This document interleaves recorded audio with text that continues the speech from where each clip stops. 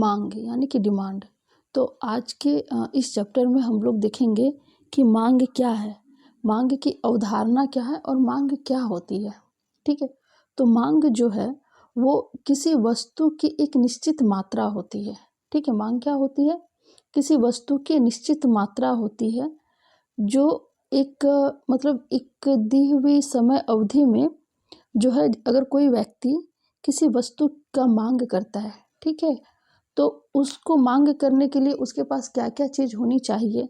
सबसे पहले उस वस्तु को खरीदने के लिए तो सबसे पहले उसके पास इच्छा होनी चाहिए कि हमको उस वस्तु की ज़रूरत है। ठीक है, इच्छा होने के बाद जो है, जब वो उस वस्तु को खरीदने का विचार कर लेता है, तो सिर्फ इच्छा होने से ही नहीं होता है, उसको उस वस्तु को खरीदने के लिए उसके पास जो है क्या चाहिए, आय होना चाहिए, यानी कि उसके पास पैसे होने चाहिए। ठीक है, और उसके बाद क्या है कि जैसे अगर कोई वस्तु खरीद रहा है तो वो वस्तु जो है एक समय के हिसाब से ही उस वस्तु को खरीदा जा सकता है। जैसे कि अगर मान लीजिए अगर ठंडी का मौसम है, ठीक है, ठंडी का मौसम है, तो उस वक्त किसी भी व्यक्ति के लिए किस चीज़ की ज़रूरत होगी या उस समय वो क्या खरीदना चाहेगा।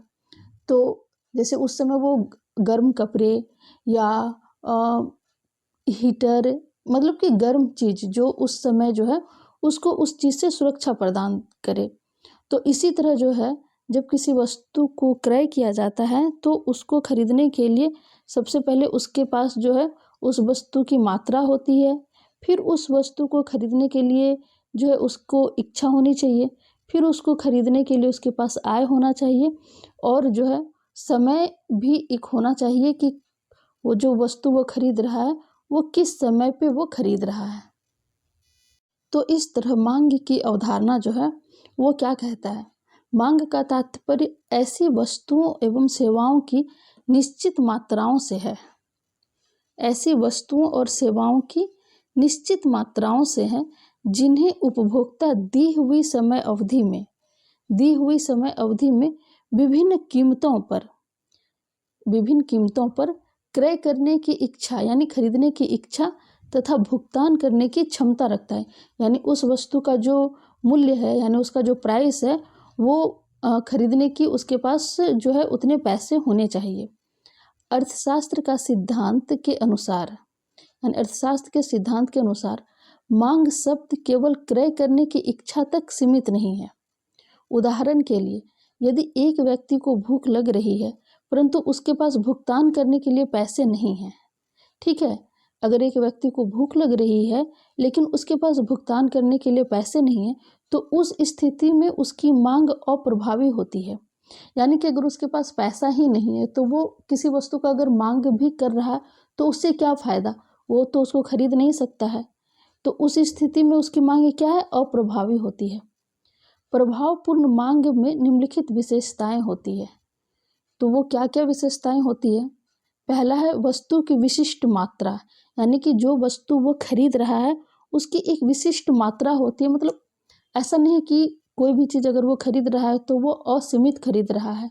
अगर मान लीजिए अगर कोई कपड़े खरीद रहे हैं तो वो कपड़े की भी एक मात्रा होगी, 1 2 3 लेगा, 4 लेगा। या अगर कोई एक गाड़ी खरीद रहा है तो उसकी भी एक सीमित मात्रा ही होगी। ऐसा नहीं है कि वो अनंत ले सकता है, वैसा नहीं है। तो वस्तु की एक विशिष्ट मात्रा हो। दूसरा क्या है, वस्तु के लिए इच्छा, यानी जो वस्तु को वो खरीद रहा है उसको खरीदने के लिए उसके अंदर जो है इच्छा होनी चाहिए कि मुझे वो वस्तु खरीदना है। तीसरा क्या है, क्रय करने की इच्छा।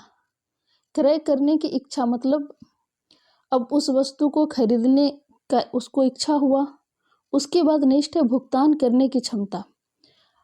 अगर वो उस वस्तु को खरीद रहा है तो इसके लिए आवश्यक है कि उसके पास जो है उस वस्तु को भुगतान करने के लिए, यानी उसके पास उतने पैसे होने चाहिए। नेक्स्ट है दिए गए कीमत पर मांग की मात्रा, यानी जो कीमत दिया गया है उस पे मांग की क्या मात्रा, यानी उसके पास मतलब उस वस्तु को खरीदने के लिए उसके पास कितने पैसे हैं। और नेक्स्ट है एक विशेष समय में मांग की मात्रा। जैसे कि मैंने पहले ही कहा कि कोई भी वस्तु को खरीदने के लिए एक समय जो है वो ज़रूरी रहता है कि उस समय आदमी को किस चीज़ की नीड है। ठीक है, जैसे कि मान लीजिए गर्मी के दिन में इंसान क्या खरीदता है, वो फ़ैन खरीदेगा, एसी, कूलर ये सब खरीदेगा। और उसी प्रकार सर्दी में जो है वो गर्म चीज़ खरीदेगा। सर्दी में तो ऐसा नहीं है कि कोई फ्रिज खरीद रहा है या एसी खरीद रहा है, ऐसा नहीं है। तो एक विशेष समय में मांग की मात्रा।